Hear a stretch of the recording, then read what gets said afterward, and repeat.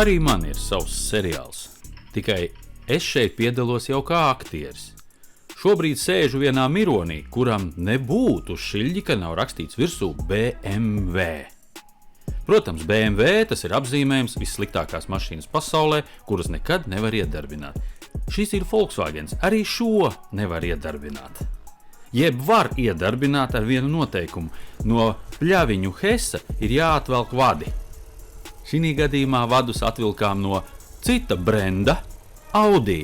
Arī sliktas mašīnas, jo taču ir premium klase, tātad slikts. Bet no Audi mēs piepīpēsim zemākas klases mašīnu Volkswagens, kuram tak vajadzēja iet kā tankam, bet tas neiet.